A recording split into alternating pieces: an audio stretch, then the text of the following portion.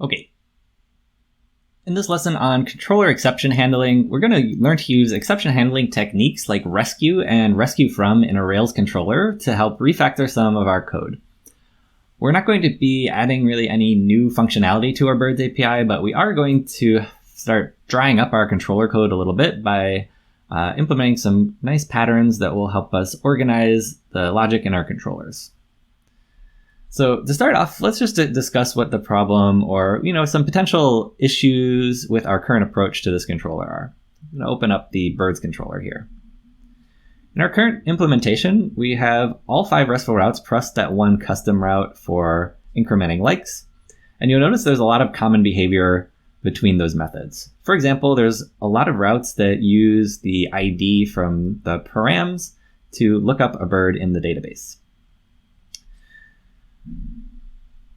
We're also handling a lot of the same control flow based on being able to find a bird or not. So if we are able to find a bird, we will follow the happy path. We will update it, return it, or we will return it, or we will increment its likes and return it. If we aren't able to find the bird, for all of these methods, we're returning the same exact thing, which is an error message and a status code indicating that the bird was not found. So this is a really good opportunity to dry up this code and get rid of some of this repeated logic so that if we want to make any changes consistently to these methods, we can make those changes just in one place. So I'm going to start off by defining another private method here, which we'll call render not found response. And this method will be responsible for rendering this JSON response if a bird is not found, along with the status code. I'm making it a private method since by convention for Rails controllers, anything that doesn't respond to a route is typically made a private method. Once we've made this method, I should be able to use this in all of our controller actions that need to render this not found response, which is several places within this. So all of these, anything that uses a bird ID from params. And we can try this out in Postman, making sure that we're able to make a GET request to some bird that doesn't exist, say birds 999. And we'll still see that error message indicating that we've successfully refactored this code. One other thing that we're doing between all of these different controller actions that look for a bird ID from params is we're using this findBy method to access that bird. So let's make a helper method for finding a bird as well. We'll call this def find bird.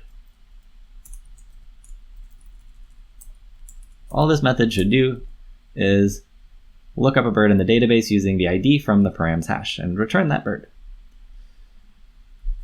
Now again, we should be able to replace a bunch of our code anywhere we're referring to that bird.findBy record directly, method directly, except in this last place. We should be able to replace with the findBird method.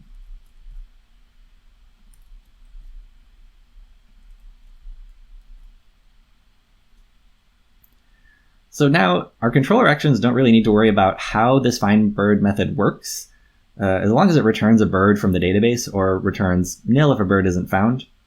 And this really frees us up to change how this finding bird logic might work in the future. So for example, if we wanted to look up a bird using a different attribute rather than the ID, we wanted to look it up using like a UUID, universally unique identifier, or some URL slug instead, we can make that change in one place, and all of our controller actions would be able to benefit from that refactor. One other way we can shorten up our code for a lot of these actions that look for a bird in the database is by taking advantage of some error handling techniques using rescue and rescue by. Instead of using the findBy method, which returns nil. So the issue right now, all of these methods have really quite a bit of control flow based on whether this bird variable is a truthy value or not. So if the bird is truthy, we want it to do this. If the bird is falsy, we want it to do this. The reason we're working with those truthy and falsy values is because findBy will either return an active record object if it finds a record based on this ID, or it will return nil if it doesn't. If we use the find method instead of the find by method, this will take in just one argument of an ID instead of a hash where we can pass the key value pairs that we're looking up the bird by. And the other difference between find and find by is that find will return an active record exception of active record not found instead of nil when the record doesn't exist. To show what I mean by that, we've changed the find bird implementation for all of our controller actions. We'll make the same request in Postman. And now we see we're getting this exception rather than nil as the value for that bird. So we get this active record, record not found exception message where we couldn't find a bird with this corresponding ID. If we want to handle this exception rather than handling this if-else statement based on the bird being nil or an active record object, we can reorganize our code for these controller actions a little bit. And we can say, we'll assume that the find bird method works. We'll follow the happy path. We'll destroy the bird and return no content if the bird has successfully been deleted. And instead of doing some if-else, what we can do is include a rescue block. Rescue. And say, if there is an active record, record not found exception that is thrown by any of the code above it, that we will render this not found response. If you haven't seen this syntax before, I'll definitely admit it can be a little bit confusing to get your head around, but just know that if any of the lines above this rescue throw an exception of this type of active record, record not found, that exception will be handled by using this render not found response method. Let's implement this in the show action as well, just so we can see this in action. So we'll go up here to my show. We'll follow the happy path by saying we'll find the bird using this find bird method. If there's an exception of the type of active record, record not found, we will rescue from that exception, and we will use this render not found response method to send back our status code. So let's try this request one more time. And now after making that GET request, we can see that it is using our render not found method to return this JSON along with this 404 not found status code when the bird doesn't exist.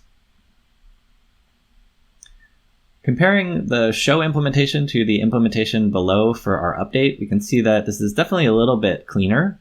There's less control flow, and we could see if there were more conditions that we had to write, how this approach of using this rescue syntax might benefit us in the long run.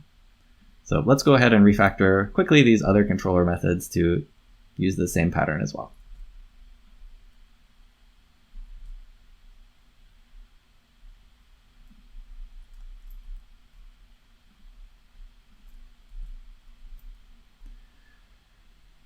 Okay.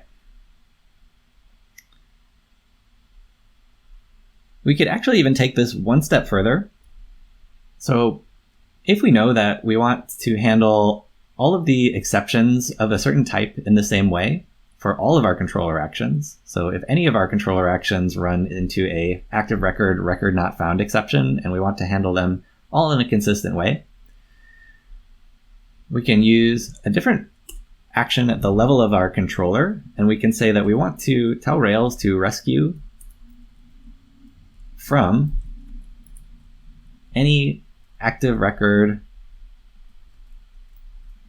record not found exception. And we want to rescue that with a method that we can define, which will be our render not found response method.